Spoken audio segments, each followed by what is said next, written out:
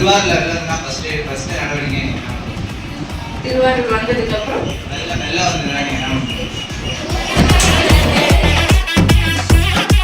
என்ன வெள்ளம் வரக்கூடாதுன்னு எல்லாரும் வேண்டிட்டு தான் இருக்கும். நீங்க ஏன் வெள்ளம் வரலன்ற மாதிரி கேள்வி எல்லாரும் கேட்கக்கூடாது. திருவாரூர்ல இருந்ததுன்னா ஃபர்ஸ்ட் நடவடிக்கை திருவாரூர் வந்ததுக்கு அப்புறம் நல்லா வந்ததுன்னா நீங்க என்ன வெள்ளம் வரக்கூடாதுன்னு எல்லாரும் வேண்டிட்டு தான் இருக்கும். பட் ஸ்டில் நம்மளுக்கு இப்போ டிசாஸ்டர் அப்படிங்கிறது எப்போ வேணால் நடக்கக்கூடிய விஷயம். இது ப்ரெடிக்ட் பண்ணி நடக்கக்கூடிய விஷயம் கிடையாது. இப்போ நேற்று நம்மளுடைய திருவாரூர் மாவட்டத்தில் இருந்த மழையே அதிகப்படியான மழை தான். திருவாரூர் தாலுக்காவே பார்த்தீங்கன்னா 22 சென்டிமீட்டர் மழை பதிவாயிருந்தது. ஸோ மழை அதிகமாக பெய்யுது அப்படின்னா அதில் முக்கியமாக நம்மளுக்கு அஃபெக்ட் ஆகிறது பள்ளமாக இருக்கிற தெருக்களில் தண்ணி, பள்ளமாக இருக்கிற வீடுகளுக்குள்ள தண்ணி போகிறது. ஸோ ஃபஸ்ட்டு ப்ரியாரிட்டி நம்ம அட்ரஸ் பண்ணுறது மக்கள் அவங்களுடைய அன்றாட வாழ்க்கையை இயல்பாக செயல்படுறதுக்கு என்னென்ன எஃபர்ட்ஸ் எடுக்கணுமோ. ஸோ தண்ணியை வடிய வைக்கிறது தான் நம்மளுடைய ஃபஸ்ட்டு பாயிண்ட்டாக இருக்கும்.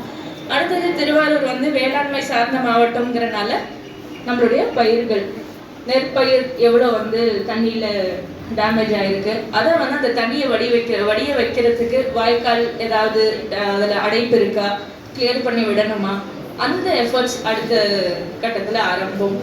அண்ட் நம்மளுடைய ஹாஸ்பிட்டல்ஸில் மக்கள் போயிட்டு வரதுக்கான சூழ்நிலை இருக்கா, அங்கே இருக்கிற எல்லா தேவையான மருந்துகள் ஸ்டாக் சஃபிஷியண்ட்டாக இருக்கா, இந்த மெஷர்ஸ்லாம் எடுப்போம். ஸோ மழைக்காலம் நம்ம மான்சூன் வருது அப்படின்னாலே அக்டோபருக்கு முன்னாடியே நம்ம இந்த ப்ரிப்பேர்ட்னஸ் ஆக்டிவிட்டீஸ், முன்னெச்சரிக்கை நடவடிக்கை எல்லாம் எடுத்துருவோம்.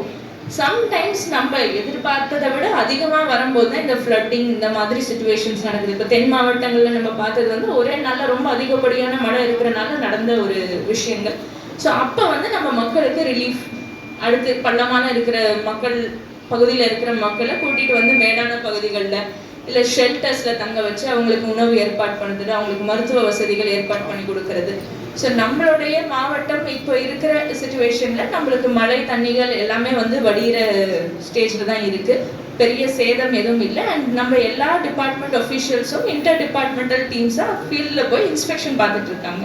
ஸோ எங்கேயாவது ஏதாவது சேதம் அப்படின்னா அதை உடனே ரெக்டிஃபை பண்ணுறதுக்கான எல்லா வேலைகளும் பண்ணிட்டு இருக்காங்க. அண்ட் ஹோப்ஃபுல்லி வெள்ளம் எதுவும் வராமல் இருக்கணும் அப்படின்னு சொல்லி நாங்களும் வேண்டிட்டு இருக்கோம். நீங்கள் ஏன் வெள்ளம் வரலன்ற மாதிரி கேள்வி எல்லாரும் கேட்கக்கூடாது.